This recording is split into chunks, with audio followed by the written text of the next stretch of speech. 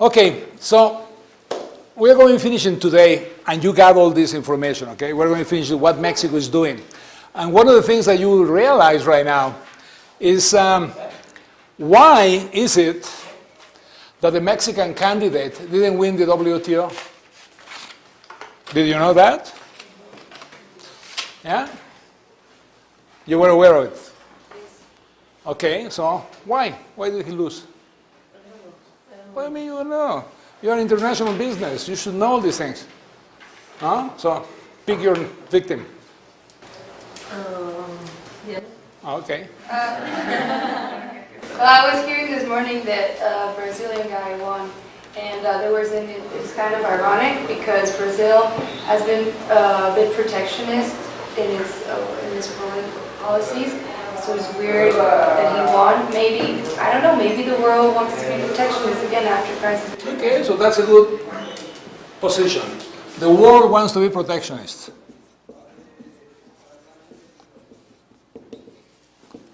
Why?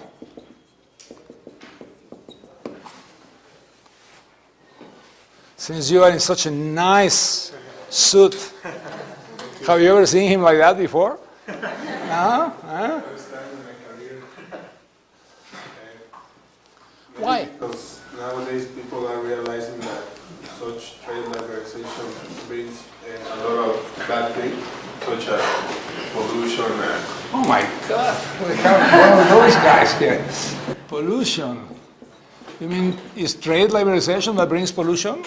Well, not directly, but maybe not direct way it does because it increases. She's smiling at you, so she's kind of, this is not true. Is it true? I don't believe. You don't believe that's true. So pick your next victim. We have one in the back right there, who is ready to be the victim. Why will the world think that a gentleman who really belongs to a regime that is a little bit more protectionist than the Mexican candidate should be the right man to direct WTO? And it's a pity that was not a woman. By the way, my candidate was, of course, Herminio, but taking Herminio away, the lady from Indonesia, which I thought would be the one winning. Comes to show you we don't know anything about these things.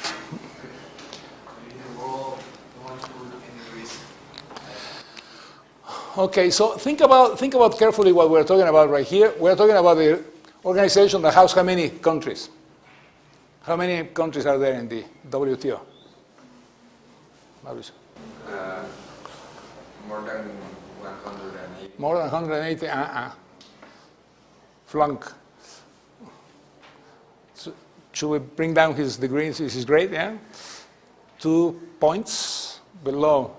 You mean you don't know how many? No? 2 points minus. 145. Oh, almost. Okay, you got 1 point minus, she gets 2. You had 2. Yeah? Oh, come on, you're going to lose 5, okay, if you don't answer. It has to be an answer. 148. 148. Have you ever seen a program called The Price is Right? Huh? This is exactly what we are doing, okay? You're the closest one, so you win. And therefore, you have to answer the next question. So the next question is, we're talking about the world's wanting protectionism, and the answer is not really. What we're looking at right now is a country like Brazil that has what kind of credentials, if you look at Brazil in general, not only WTO. Like one of the biggest economic. Okay, because it belongs to what? The BRICS. Okay, so one of the things that we have is that they belong to a group called BRICS, okay? Now, they belong to BRICS, and there are 5 countries here. Brazil, of course, okay? And you have Russia, you have India, you have China, and you have South Africa.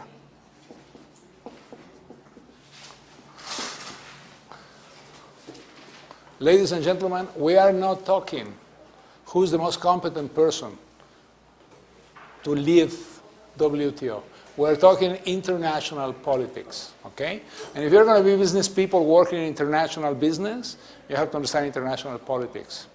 What we're talking about right here is that because this is a club And many of these countries are really very important countries in terms of not only the weight that they have in international trade.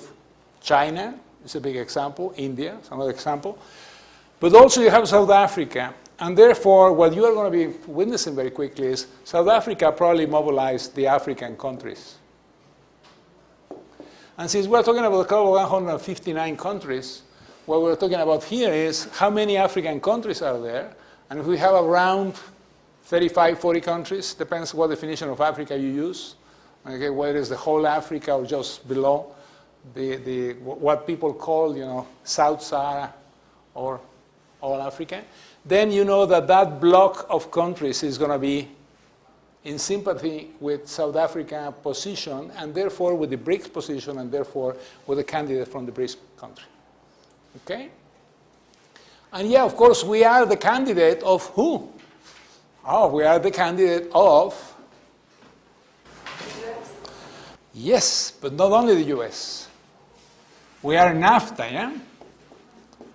And the whole credentials used by Herminio is that he negotiated NAFTA. So what we're talking about is, this is the US, Canada. And then we added insult to injury, and we told the world, and the European Union is giving support. Boy, this looks like what? What kind of club do you want to belong to? That club or this club? You want to belong to that club. Why?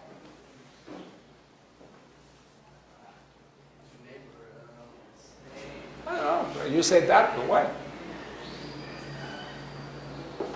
When you look at the person, and you see a person, you say, I really like this person. Yeah? Or you immediately say, I dislike this person. Isn't that what happens? Why do you dislike the person?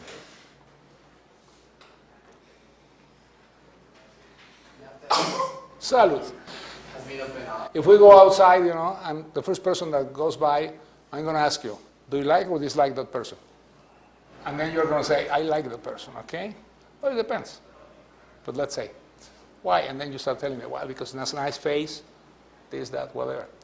Because this is the rich people's club, yeah? So you like it. You enjoy being with the rich people. At least that's what you already told me. You didn't go immediately to that group. You went to this group. So what it implies is there's a series of preferences that you will see, people that are looking at what you may call the rich country clubs, okay? And so, yeah, this is nice, except they don't have the numbers. This is the one that has the numbers. So in the end, it was almost clear definition that once you are playing politics of this level, what you are talking about is how can you make negotiations, who really you feel represents you best. So we're going back to the definition, original definition. Why was a protectionist person? Because he represents, in fact, not he as a person, okay? He represents Brazil, the kind of concerns that exist. Maybe pollution, maybe many things, but it's concerns that exist in the world by the emerging economies and the developing countries. And so in a very strong manner, what happened was when this election was not between someone that the Europeans or the Americans will be pushing very strongly and saying, I'm going to be supporting that guy, and if you don't support him, I'm not going to give you money here, I'm not going to do that. But, I'm supporting the guy, but I don't mind if the other guy wins, the other guy is going to win. Okay? And so we lost not because we didn't have the best candidate. We lost because we represent countries which don't look like these countries. And out of this number of countries, the great majority is represented. Their concerns are represented better by these type of countries. Okay? And they may be false concerns, by the way. It may be wrong, it's pollution. This is not the product of this. It's a product of many other things. Nevertheless, I feel strongly about it, and therefore, I'm going to be looking at someone that looks more like myself than the other. Okay?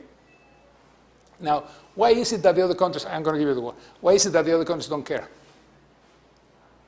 these countries? Why they don't care? What have we seen during the whole course? What are we doing? Are we doing multilateral? Regional trade. Yeah, because I don't care. Because in the end, what I'm saying, and this is going to be the subject of the last 2 or 3 hours of class next Friday, I don't care the future of WTO in terms of the multilateral concept. Okay?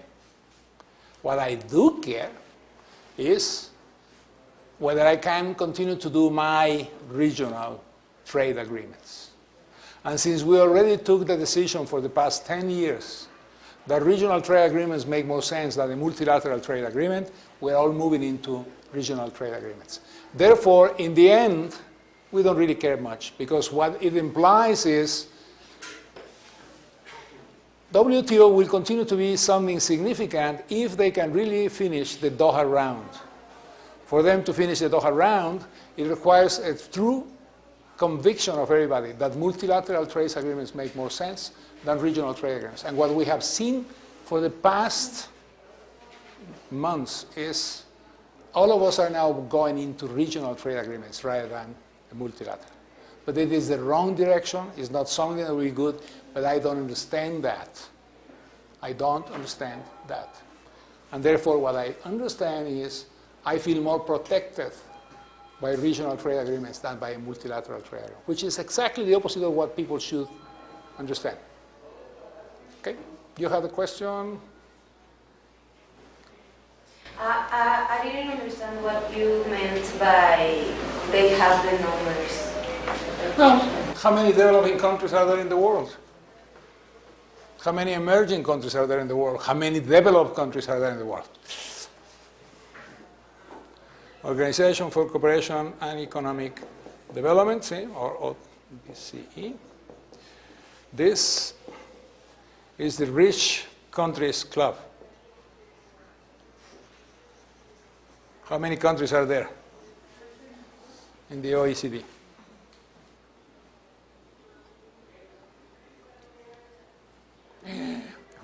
These things you should know. Okay, OECD is the club of the rich countries. Who are there? The United States, Canada, European Union, Mexico, because we became a rich country all of a sudden. Yes. And Brazil also is now there as an observer. And Chile is there because it was accepted, because they reached the standards. And so when you look at that, it's a number of about, depends how many you count, because there are observers and full-time people if you wish, but there will be about 30 countries, okay, maximum, on that organization. Now, that implies that when I look at BRICS, they represent larger number of countries from the perspective. And if you go to the developing nations, you can go to the definition of 99 nations in there. So there are a group of 60, group of 90.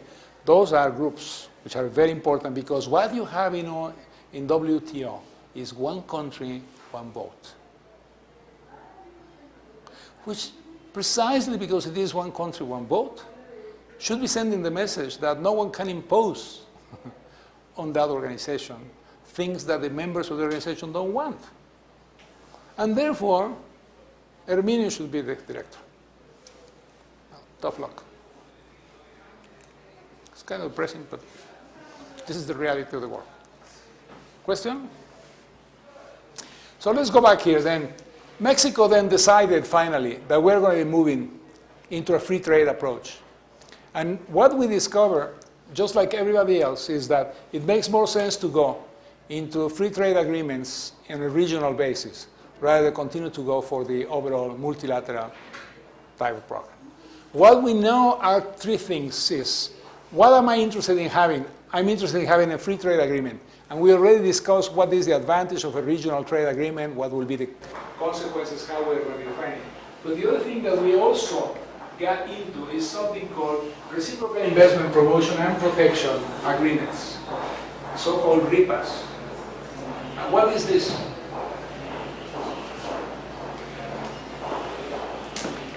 What's your guess? RIP. Reciprocal Investment Promotion and Protection Agreement. Reciprocal. That third one will like Whatever I give, whatever I get. Reciprocal. Investment. What is the subject of this? Investment. Okay? This is not trade. We have our regional trade agreements. The regional trade agreements have a series of things which are involved. Free entry of products, a certain set of tariffs, blah, blah, blah, blah, blah. But then we have also the RIPAs. And what the RIPA is going to do is going to protect me in one area which is very important for trade, and it's investment. Okay? So the subject of the RIPAs is investment. And because it is investment, it will be mostly directed to the private sector. Okay? Because what it will do is it will protect the rights of any investor, be it public or private. And so when I take a decision that I'm going to be making an investment under certain conditions which are established by the FTA, if it has attached a RIPA, what it will provide me with is protection for my investment, for my money. When I put the money in that country, if that country has signed a RIPA, what the country has done is has signed an agreement for protection of investment. And it's called promotion and protection because if I protect, I'm going to be more willing to invest. And so you are also promoting people from coming and investing. Because people go to places where they can have more guarantees that they will not be taken by the authorities. Okay. There was a very important case when I was in the Ministry of Economy. Okay. There was a company that decided to put together what you will call, it's a very strange noise, a plot of land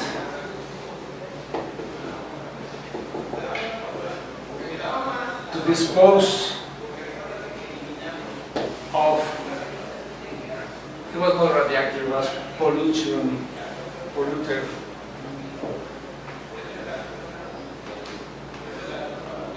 I'm thinking in French now. waste.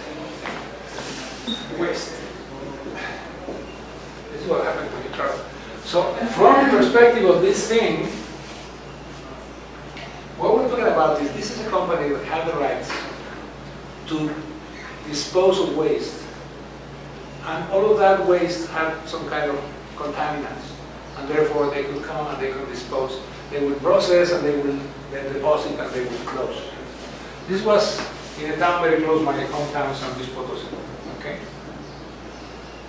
So they made the investment, they got the authorization, they got all the rights, and then the municipal authority of a very small town in the outskirts of San Luis Potosí decided that they didn't want to have all that polluted contamination in their neighborhood. And therefore, they denied the possibility of these guys using the land for that purpose. When they did that, they violated the legislation that we have agreed with the United States and Canada under NAFTA, which is also protected by a RIPA. So one of the things that happened is the company can say, wait a minute, I have all the authorizations, and this is a municipal code that's been changed right now on us. And because that municipal code is being changed on us, we're not going to be able to make the profit, the investment, and everything that we have already made. And so they sued under the RIPA that we have with the United States and Canada in NAFTA, and they won the case. It took about 7 years, but they won. And when they won, the Mexican government had to repay. And we repaid all the money. Okay? And so, what the RIPA does, it creates the structure that will allow you to have legal grounds for the protection of your investment. So when you make a decision to make an investment, that's what happens. I don't know if you're aware of this one, but right now there is a big discussion and big fight between Pemex, Siemens, and a Korean company, Samsung. And what they are fighting for is the Korean company and Siemens had only 50% of the total value of the project. They did the reprocessing of the plant that Pemex has in Cadereyta, Nuevo León. And so they refurbished the plant, they put all this new technology and everything else, and they were supposed to get paid something close to $1.5 billion. Okay? For whatever reason, they entered into discussion with Pemex, and about $400 million were not paid by Pemex. So they brought Pemex to international law, and they won the case. And by winning the case under the RIPA, the Mexican government was supposed, or is supposed to pay them those $400 million. So now what the Mexican government is doing, what Pemex is doing right now, is they are denouncing these companies, Siemens and this, I think, Samsung. They are denouncing them in a New York Court of Justice on the basis of legislation in the United States that declares that if you bribed some official and that's the way that you got the contract, then you are not liable for the payment. And this is a big fight right now. It's $400 million. Does that have anything to do with the RIPA? No. They won under the RIPA. And so they won, and the Mexican government should pay, but the Mexican government, what it's doing now is using a piece of legislation in the United States to go against the possibility of paying. These are fascinating cases. I know that you don't find them fascinating, but these are fascinating cases, okay? Because what it tells you is all this nonsense about law, justice, people who are, it depends on how you use it, okay? Because in the end here you have two large companies, Siemens and this Korean company. And the two companies are facing a situation where, despite the fact that they already won under the legislation provided by the RIPA, they are now being sued for a different thing in the United States, so they won't be paying this amount. Who? Pemex. Pemex is suing them in the United States. But it has to demonstrate that it was bribing. So that's going to be different. But once, if he demonstrated that, it will be very interesting. And I can tell you some of the discussion that's taking place right now is what the Americans call cajoling. You know what that means? Huh? Cajoling? It's a very nice word.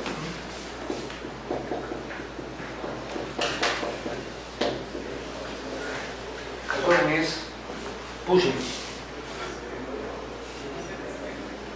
menacing you. If you don't do that, I will never let you in the university again. I'm cajoling, okay? And so what they are doing is they're putting a lot of pressure on these companies, telling them, well, you know what, you're going to have a business in Mexico for the next 6 years. So you do everything it is necessary, okay, to win. So have fun. In addition, we have 9 trade agreements, economic complementation and partial scope agreements, okay, which go a little bit beyond. And as you know, the economic complementation is different. It doesn't cover the whole thing, it's just certain areas, certain sectors. That's why they have partial scopes. This is exactly what we have with Argentina and Brazil in the automotive industry.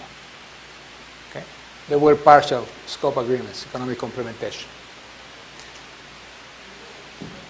And we can work those out into the ALADI framework. So Mexico is an active participant in multilateral and regional organisms and forums such as the World Trade Organization, the Asia-Pacific Economic Cooperation, the Organization for Economic Cooperation and Development, OECD, and the ALADI. This is Mexico in the 21st century, okay?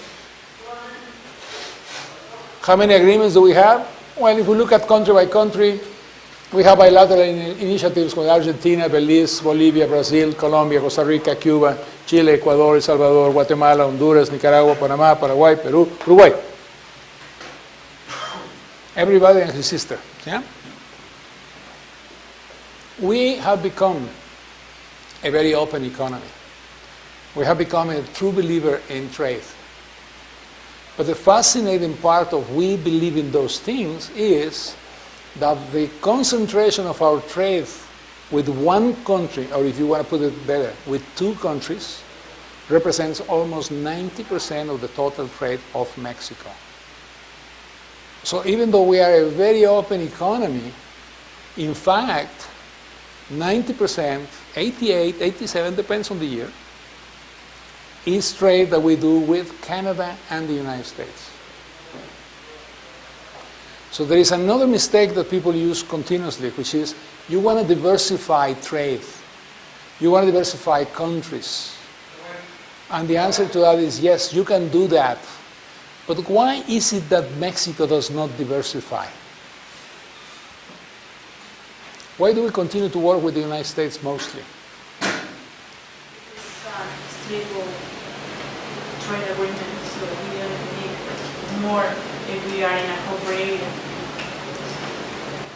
Think about something else. That is true, but think about something else.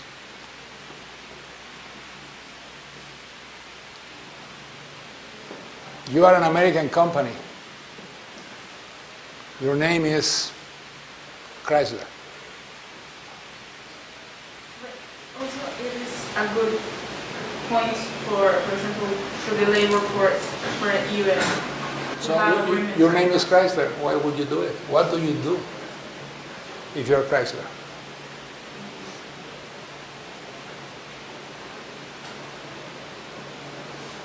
Mariana, what do you do if you're Chrysler?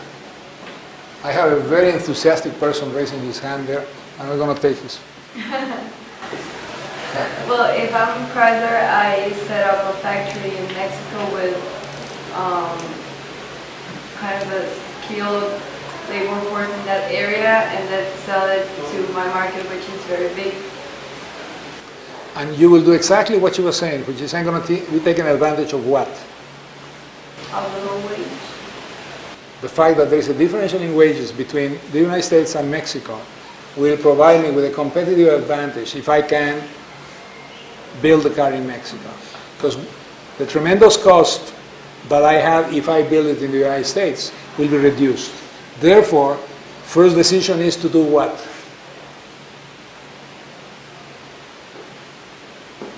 Invest in Mexico. So the first decision is I will invest in Mexico. And that's why what you saw and what you see in all the numbers is the amount of investments that are happening into our economy. Okay? Because what people have decided is the market is the United States. The place to put a company is Mexico. And therefore, one of the reasons why we have such a concentration of market in the United States is because many companies are establishing themselves in Mexico to export into the United States market. Okay? They're not doing it because they want to sell to the Mexican market. Of course, that's part of the incentive. But the major incentive is because you are now open and I can consider the United States market as your market, then I will establish myself in your country. Gee, guess what? That's what China did.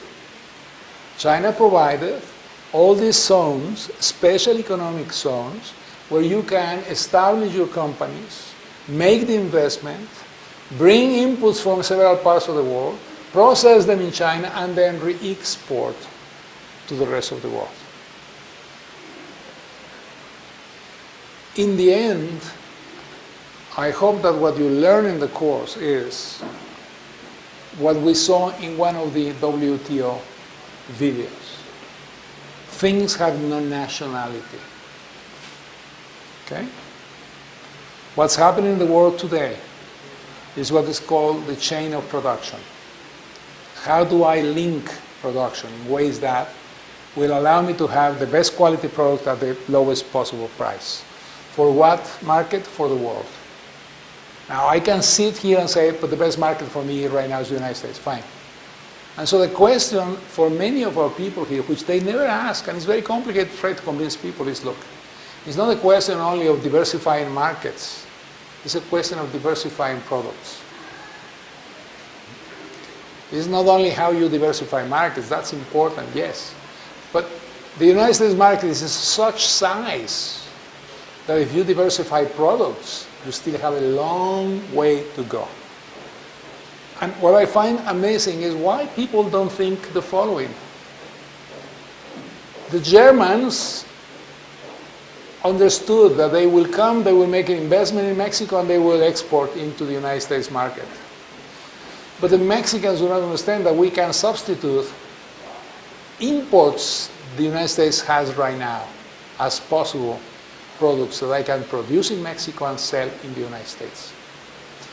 So I can diversify by diversifying markets, or I can diversify by diversifying products. Okay? I can diversify products in the same market, and then I'm going to have more markets because I will have more products in that market. And because I have some advantages in terms of cost and distance, I could then produce the product here in Mexico and make it cheaper and sell it in the United States market, rather than bringing it all the way from France, bringing it all the way from Germany, bringing it all the way from Italy or Spain. So you want to think about businesses? There they are. All you have to do is sit down one day, look at what kind of products are imported into the United States, where those imports come from, what are the easiest ones to produce in Mexico, whether you can get a partner or not, and then look for the resources, the technology, and produce it in Mexico and sell it into the United States. Oh no, what you're going to do is you're going to try to sell it in Central America. Okay, fine. That's also good. But the big market is up north. So we have all these agreements. And what do we know? The moment that we are making head ground with Brazil and Argentina in terms of the automotive industry, what happened? They are protecting their industry. How? They don't allow the access to other. And so what they did is, yes, we have many agreements, but I'm going to impose tariffs. I'm going to impose quotas. And so you look around and you think, interesting, I have all these bilateral initiatives, I have all these kind of agreements, and yet there are ways that they found to give me a headache and a hard time. Why? Because the process of dispute settlement is very cumbersome. You know what cumbersome is, yeah? All of you know that, yeah? If you don't, just ask me, okay? So what we are talking about is, you really want to do business with those countries that will not only give you the opening, but also the guarantee. That's why when you have a RIPA, it's so important. Because the RIPA, what it gives you a set of conditions legally defined and signed by the two countries on how can you defend one of your investors when the conditions under which that person made the investment in a particular country are not fulfilled. So, not only are trade agreements, there are also RIPAs, which are important, protection agreements on investment.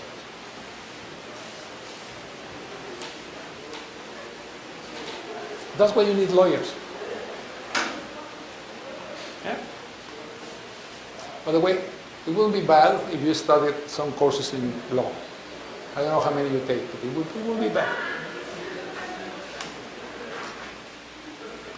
And then, of course, we have other agreements like Mercosur.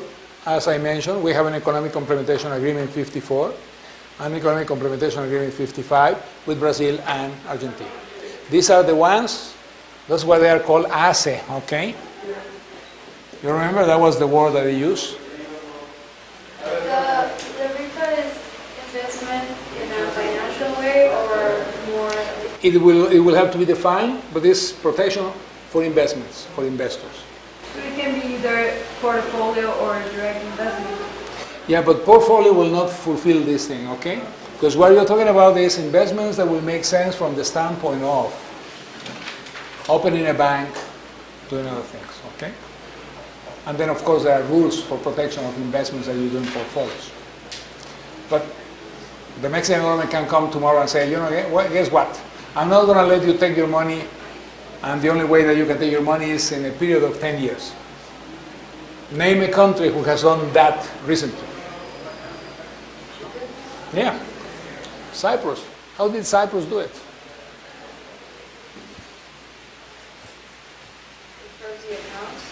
Yeah. And so what happened in Cyprus?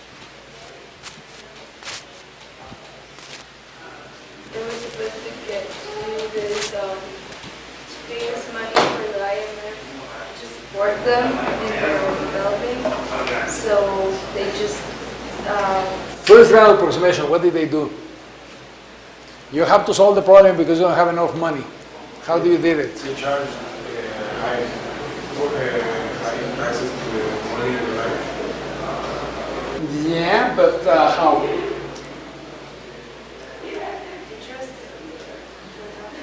You don't remember? We just saw it in class. What happens?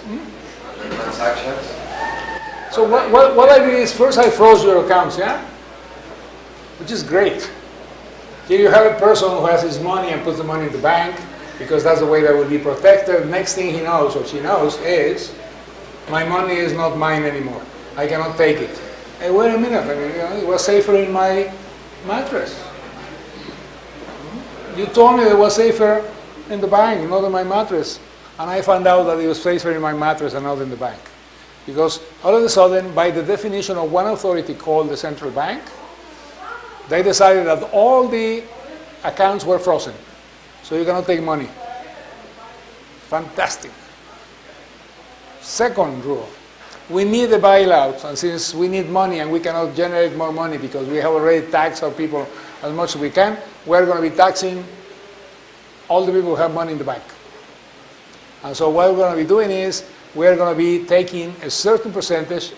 We can call it tax, we can call it whatever, but we're going to take the money away from them. And remember what happened? They went to the parliament, and what happened in their parliament? It was rejected. Why was it rejected?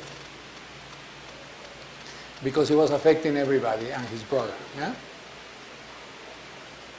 And therefore, next thing I know is, next election I'm going to lose. No way.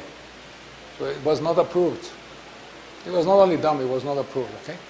But then they went for the second, and they decided, okay, if you have a certain threshold, from that amount up, I'm going to take away 40%. The rest, they are protected.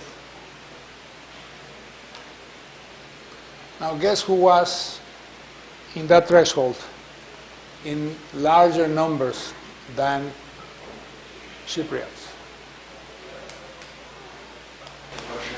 Yeah, isn't that nice? So I am the IMF, or I'm the United States, and I say, of course, hit the Russians. Not only are they Russians, they probably got their money the wrong way. That's why they didn't have it in Russia. They have it in Cyprus. I'm making a little bit of a mock, but I want you to understand one thing, okay? This is how the game is played. When I went to my first approximation, I said, I'm going to be doing this. I found out that two things were going to be hit. You were asking about whether there was protection for financial investments. Yes, there is a very important rule that has been accepted in the European community, in Mexico, and many countries, which is up to a certain amount of money, your money is protected by an insurance, deposit insurance, okay? Because what I want to do is I want to promote people from using the financial system. So I need to provide that person some guarantee that if a bank goes bankrupt because the people who run the bank were not the nicest people in the world, then your money will be insured. Because otherwise what's going to happen is all of us who are not rich, we put the money there because we need it for transaction purposes. And we save a certain amount of money. And so I need something called a deposit insurance guarantee. Most countries will have that deposit insurance guarantee. In Mexico we have it. Okay? Up to a certain amount of money that you have in a bank, will be guaranteed by the government, which implies, I'm sorry? I don't remember the one in Mexico, okay? Don't ask me why, but because I remember the one in the United States. But in the United States, we're talking about quantities that can go up to $150,000, and probably will be the same amount in Mexico. And so what you're talking about is, as long as I have what I will call a middle class saver, that person is going to be protected. And so you can have 25,000, 25,000, 25,000 in 3 banks, and they will be protected, okay? But then what happens in the end is that's something that will provide guarantee for the system. What they were doing in Europe through the Cyprus arrangement, the original one, was I'm not going to be fulfilling that guarantee because I'm touching everybody. That was the first problem.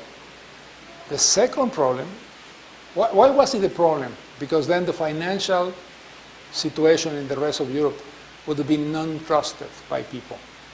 Because what you would have said is, wait, if they did it and they accepted in Cyprus, and Cyprus is part of the European Union and is part of the Eurozone, then they will do it in any country in Eurozone. And therefore, I don't have that guarantee anymore. And if you do that, you lose trust and confidence in the financial system. And if you lose trust and confidence in the financial system, you are in trouble. So that was the first. But the second was, of course, political, internal to Cyprus. If I do that, I'm going to hit all the small people, and they are going to be back against me. Okay? But then I go to the second one, which is the one they said, oh, you know what, these are foreigners. They are Russians. Ah, be happy. Give them a balalaika, and that's it. You know what a balalaika is? You don't know what a balalaika is? None of you know what a balalaika is? Oh, come on, you're kidding. No? Never seen these movies where they dance and do all these things, the Russians? Yeah? You see these little guitars? Those are balalaikas. Yeah? Never been in a Russian party? No? You will. ACE. Protects investment. That's important. But even if I have an economic complementation agreement, the problem is the government of Brazil and the government of Argentina decided not to fulfill the agreements. And I had 2 options. One option was, okay, then I go the legal grounds and I will take that. And the other one was, well, look, let's make an agreement. Because it was concentrated in one industry, automotive industry, the automotive industry in Mexico and Brazil, which are the same brands anyway, came to the 2 governments and said, come on, reach an agreement. We don't care. Okay? And if we don't care, why should you care? This is a clear example where the private sector imposes its conditions on the public sector.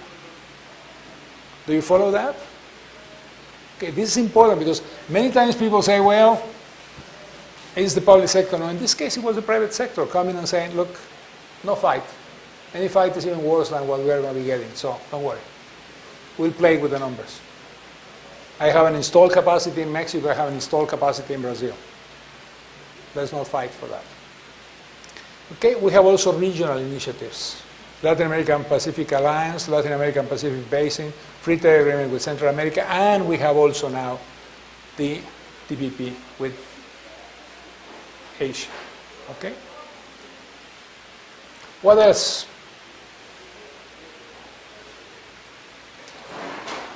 NAFTA is the important agreement. Okay? And it is an important agreement because we already know what is happening.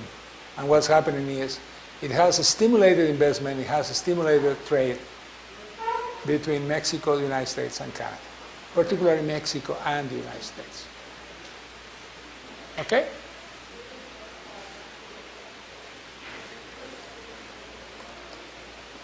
And it works. We all saw these things before. Look at the amount of foreign investment, the creation of jobs that we have. We are a country that has a lot of money. And this number to me is very important, okay? Because everybody comes to this country and says, NAFTA is terrible to Mexico. And this is not true. NAFTA just in this year, provided us with $57.4 billion in US money. We have a tremendous surplus balance with the United States and Canada. So whoever comes and criticizes NAFTA really doesn't know what they are doing. Okay? They don't look at the numbers, they just look at emotional issues. Our trade balance in 2012, 163. So we are a country which has benefited tremendously from the NAFTA agreement. Now, but the benefits of the NAFTA agreement have not been felt by all the population and by all the regions. Yes. And it has nothing to do with NAFTA. It has to do with the way that we implement things in Mexico. Okay? If we continue to have monopolies, if we continue to have distortions in the road transportation things, etc., it's clear that people will establish themselves closer to the market rather than farther from the market. And therefore, the benefits of trade, which implies I'm going to be selling in the United States, will be felt more strongly in the closer parts of the country to that market. And the closer parts are the northern parts of Mexico. And that's why we have this skewed process where lots of investment, lots of jobs, lots of production was established itself in the northern part of Mexico. As I have better roads, better ports, better facilities in terms of the trade facilitation instruments, I can spread the benefit all over the country.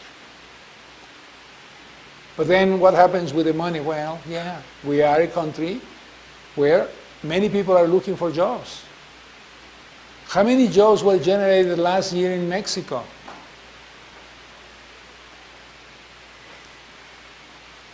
Give me a guess. Give me a guess. How many jobs do you think were generated? Formal jobs? Well, how many? No, come on. Don't be bad. Approximately, okay? You're going to be in this in, what, 2 years, 3 years, whatever. You're going to be part of this number. Approximately 800 to 900,000 persons join the job market every year in Mexico. So what you can do is you can go for a master's degree and then you don't join the job market. You can take this one. But if you go to work, you're going to be part of this crowd. Now, the number of people that we reach working age is closer to 1.1 million per year. Okay? This is the number of people that reach the working age. But many people don't look for a job because they go to study or because they marry or do many things. Okay? So pretty much this is the number that you will require to satisfy people really looking for a job. So with this additional information, how many jobs do you think were created in Mexico? Formal jobs last year.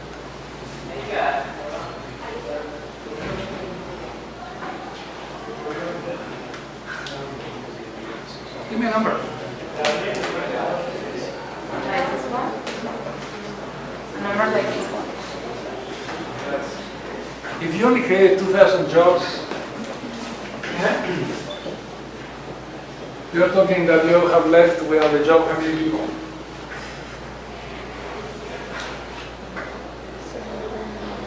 In the best of cases, 800 minus 2,000, how much is that? 709. It's just a simple, this minus that. I don't know why you get so nervous in these things. 798,000.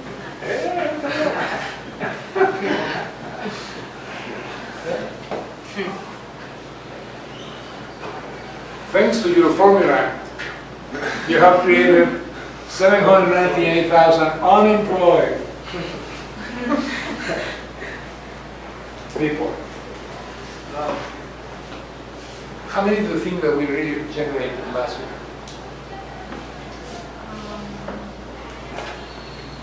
I would say half.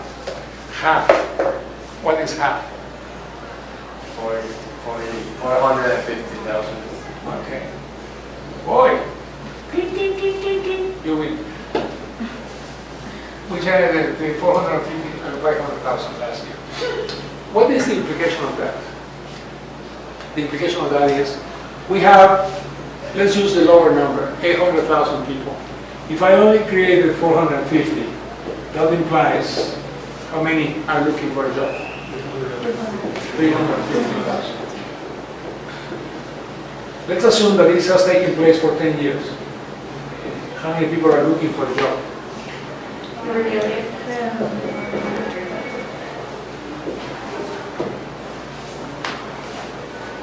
Okay, supply and demand.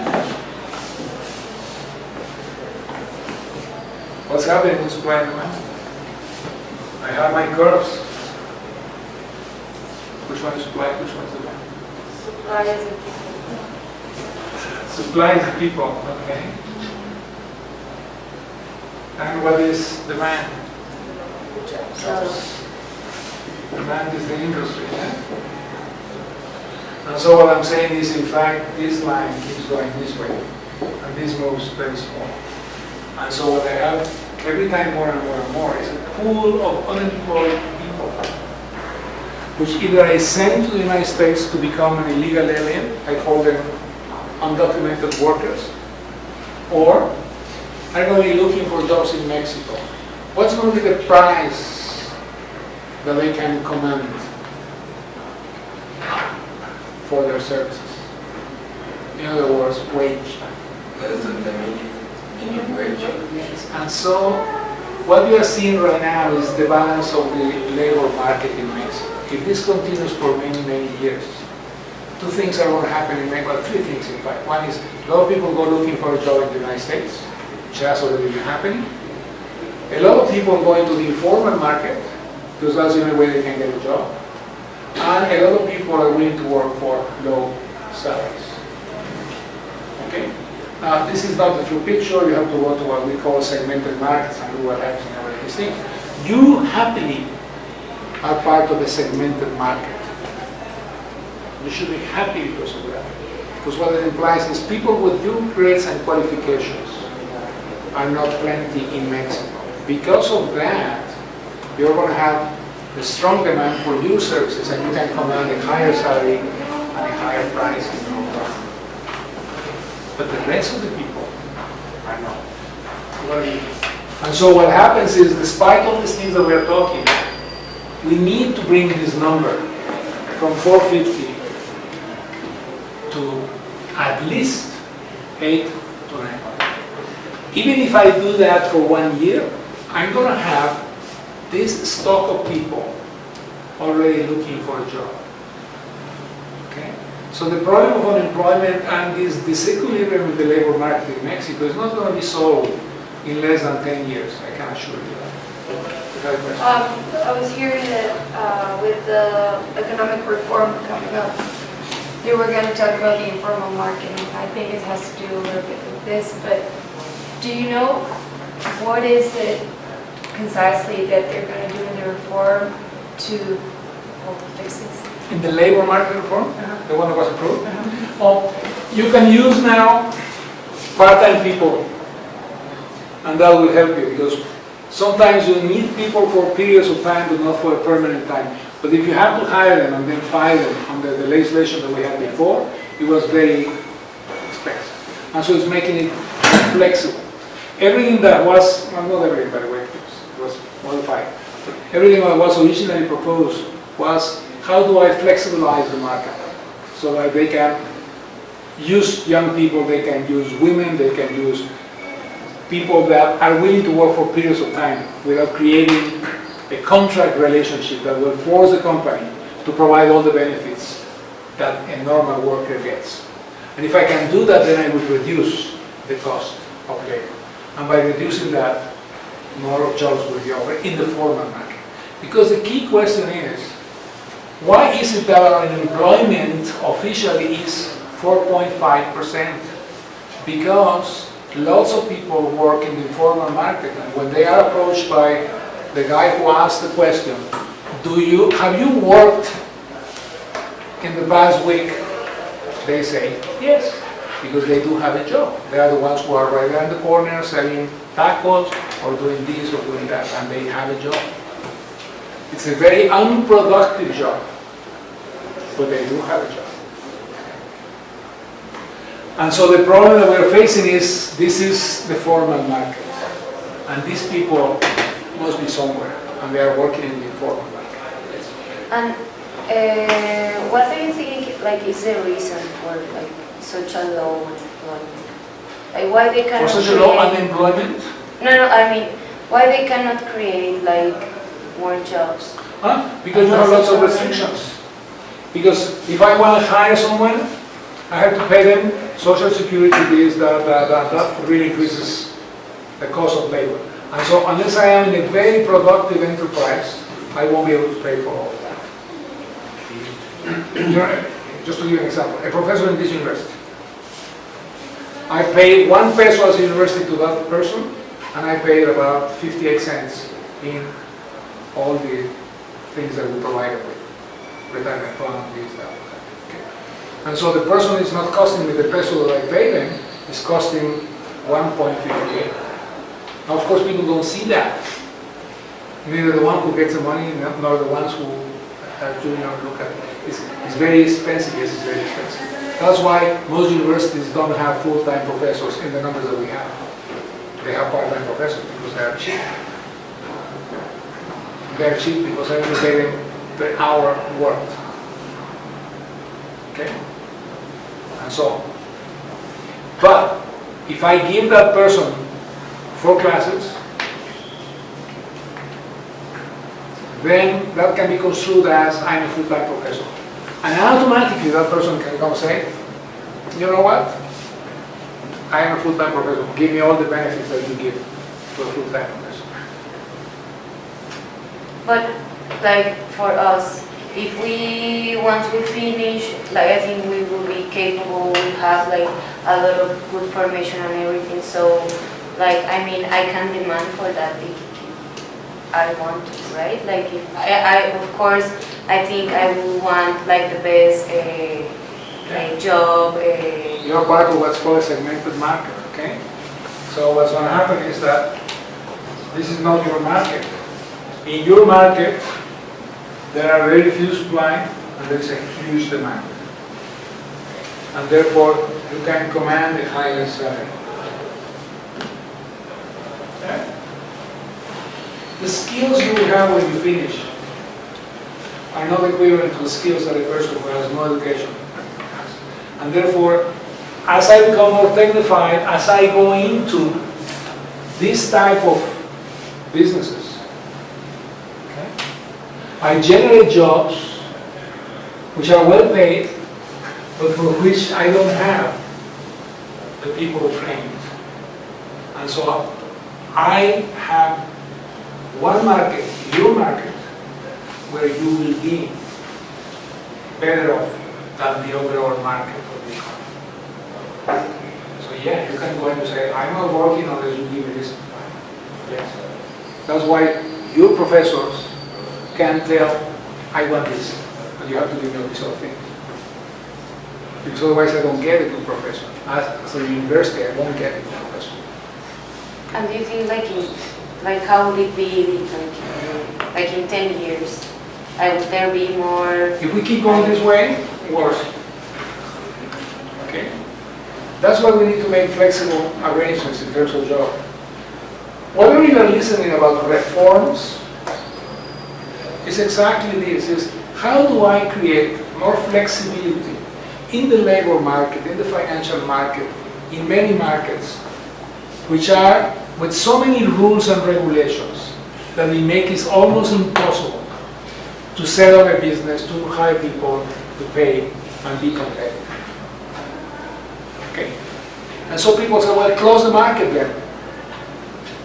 I said, no, because if I close the market, the only demand I have is the demand of the market.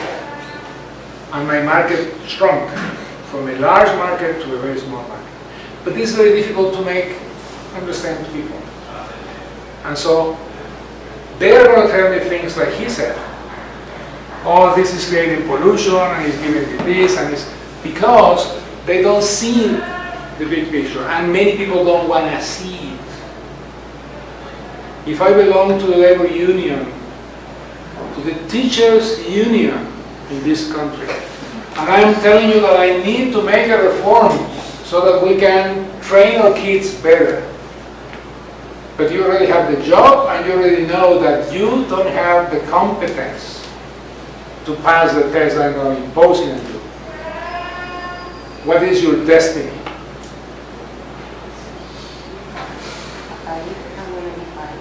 Yes, good. Do you want to be fired? So what are you going to be doing there?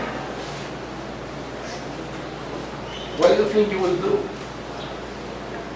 I will try to keep like that, the protection. Guess what? That's exactly what our friends are doing. I mean, one sentence says, why are people so surprised that the center people with C, not with S, are doing all these things? Well, of course, the guys are living out of that. Now, you are the leader of the bunch. You don't even work, okay?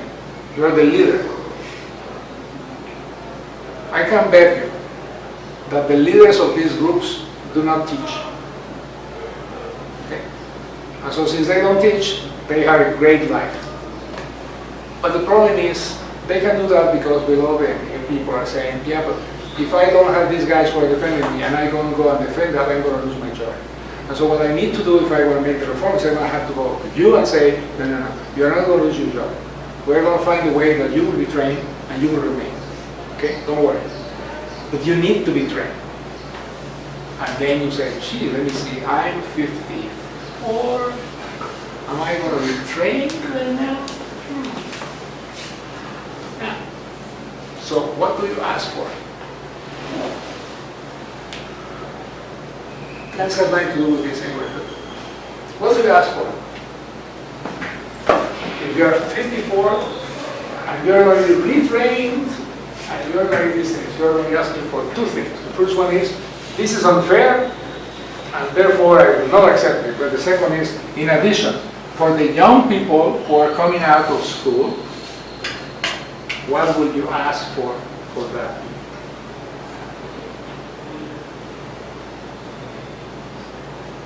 Well, at least you're not politicians. You should be politicians.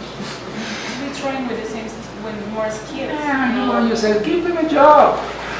So whoever graduates from any of these schools should get a job. Give more money to education. Education is important for the country. Give them a job. Because then I have my job and they will have theirs, and therefore we're all fine. Do you see the dynamics or you don't? This is very important because this is the country we're going to live in, I hope. I don't want you to go to any other country. This is a very interesting country and this is where you should stay. But this is what you're going to be facing. And you have to accept it as part of the reality. Okay? Because what happens is, if I have this situation, this is a reality. The ones who have a job want to keep their job. Because they know that if they lose their job, they're going to go to this number. And if they go to this number, they're not going to go to this number.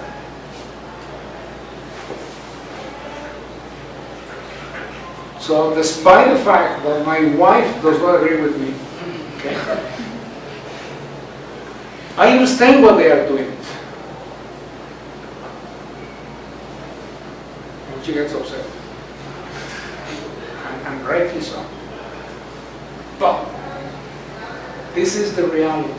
And so you have a political reality that you have to face. You have to find ways to solve the problem by creating more jobs, but also by taking care of this stock of people who don't have a job. And that's very complicated. So we go and we say, we open the economy. And what you find is, yes, that's very nice for a bunch of people who have the qualifications. The rest are going to be as they went. Except they're going to be watching more and more the difference between these guys and these guys. And so we are splitting the country. You have to find ways also for social programs that will open, not the ones that we have right now. Okay? Okay? Real social space. But that, if you want to hear about it, you can come to my course in Mexican economics. This is the reality of the country. We are growing, we are exporting more, we are having a lot of advantage. We saw this in the first class, okay? So we know that this is the problem. This is the problem, okay? The size of exporting companies, large, more than $100 million of sales, 327, 1%, they represent 66.2% of total exports. Okay. Medium-sized companies, 7%, 28.8%. In these two groups of companies, you have 8% of the total of companies in Mexico, and they represent basically 95% of exports. This is reality. This is NAFTA for you. Okay? So what do I need? I need to create more flexibility in the rules so that more companies can get here, and therefore we can increase. But I don't do that, I do exactly the opposite. The reforms that we're discussing in Mexico, they are not just because we enjoy discussing them, okay? It's because they are absolutely necessary if we want to break this deadlock that we have. And it has nothing to do with NAFTA. What NAFTA did, what the trade agreements did, is they really focus where the problems of Mexico are. And therefore, it's not a question of the trade agreements. That's why we believe, I believe, that free trade makes a lot of sense. The problem is if I don't do the other things that are concomitant to that, then I'm going to be creating this situation. With this, I leave Mexico out. I have another speech which I love, which is, and guys, why do you want to sell in South America? Go to North America and Europe, okay? Those are the rich guys. Even if we lose the election. Okay. The fact that we lost the election doesn't do anything to you, okay? Your lives will not change. The life of Herminio, yes, but yours. No, I honestly think it's terrible that he was not chosen, okay? But the fact that he was not chosen will not affect your lives or my lives. Okay? But this affects our lives. Questions on this? I'm going to read your grades next Friday, okay? I haven't finished because I'm still sleepy about all this.